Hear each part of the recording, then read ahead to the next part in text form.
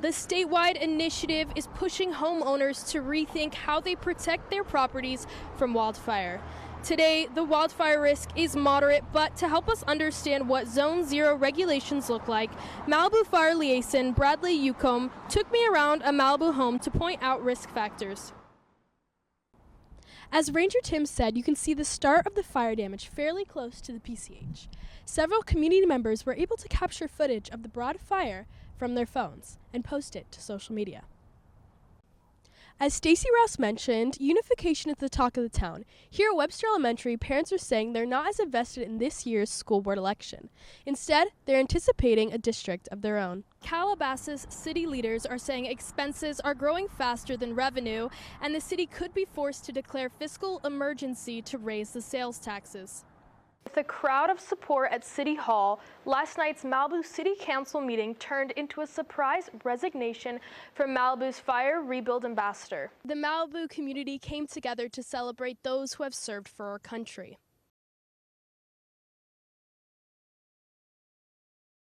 Because we will always have fires. It's part of California's natural history. We will always have fires.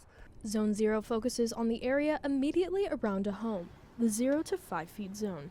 If you reduce the combustibles around that 0 to 5 foot zone from the structure, you can drastically reduce the chance of that structure catching fire. Zone 0 regulations have been in the works for years, but the January wildfires prompted Governor Newsom to push for faster action. This last set of fires just made a decision of the people running our government saying, hey, we have to do something. The push for compliance hasn't been without resistance. They're getting a lot of pushback, and the reason is, like I said before, people don't want to get rid of some of those combustibles. Ucomb toured the outside of a Malibu home to see how regulations are designed to protect structures.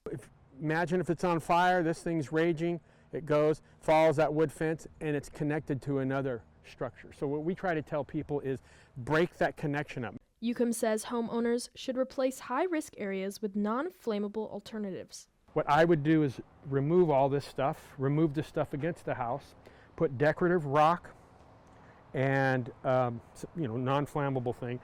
The goal of Zone 0 is to create an ember-resistant defensible zone. If the embers get into these nooks and crannies like in here, and you have pine needles, you take the pine needles and start your fire, there you go. The California Board of Forestry and Fire Protection will be reviewing the regulations until the end of the year.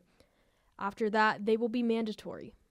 2026, any new construction are going to have to adhere to that Zone 0. Ucomb stresses that being aware and prepared is key to everyone's safety.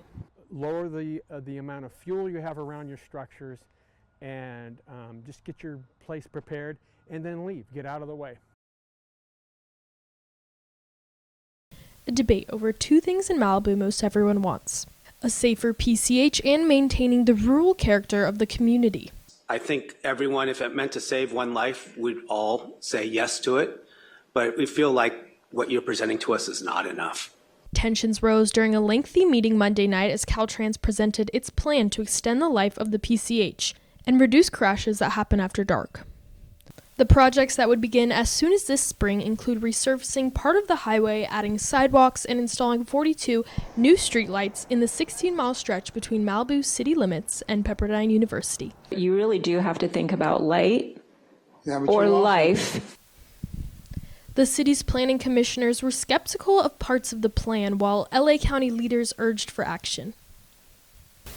These improvements will save lives, and I respectfully urge this commission to grant the coastal development permit for this project. Caltrans engineers defended its plan, which is based on accident and crash data, and explained why some modifications the commissioners wanted are not possible. We don't have enough room within the roadway to do that. One area of great debate was longer and protected bike lanes, not just paint. Having those bike lanes protected is really important because those bikers on that highway is extremely dangerous for the drivers and the bikers, period. And painted bike lanes really don't add a factor of safety. They just don't. Another sticking point, adding a sidewalk in front of Alumni Park at Pepperdine. We've clearly got a letter from the university today saying we're not in favor of that. Right before the meeting, the university sent a letter opposing the sidewalk because the area is used for emergency services. Oftentimes, vehicles will enter that area by going just straight up the grass. PCH safety advocates argued that the proposal changes do not go far enough. So the truth is, if the city of Malibu and Caltrans were really, really serious about saving lives, those treatments would actually be a lot more aggressive. Parents who have lost a child on the highway were frustrated, saying small changes wouldn't fix a dangerous highway. Caltrans is talking about paving some lines and some green paint, and that will make bike lanes, and it'll be safe, because that's what they do in a city. Well, PCH isn't a city, it's a highway.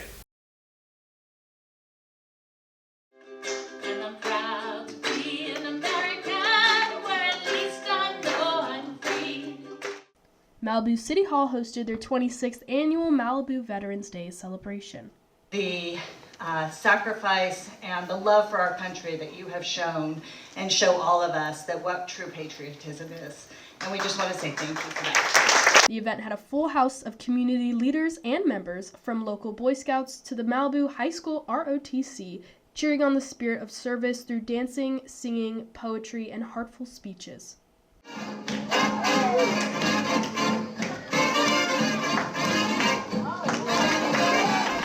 The celebration combined entertainment with remembrance as speakers of all ages took to the podium to honor the veterans in the crowd. One first grader touched hearts with her poem of gratitude for veterans. You keep us safe both night and day, so we can laugh, learn, run, and play. I wave my flag red, white, and blue, and send my biggest thank you to you. 5 veterans from different branches of the military, including Navy, Marine, and Army, shared their own personal stories and experiences from their time in service. And more importantly, for welcoming us home. Mayor Marianne Riggins presented accommodations to the 5 veterans, recognizing their contributions both on and off the battlefield. The theme for this year's celebration was Veterans Stronger Together, United We Stand, acknowledging the strength and resilience of veterans and also the unwavering support of their families. The other thing I want to recognize are the families, the wives, the parents, the children of veterans, because they served too.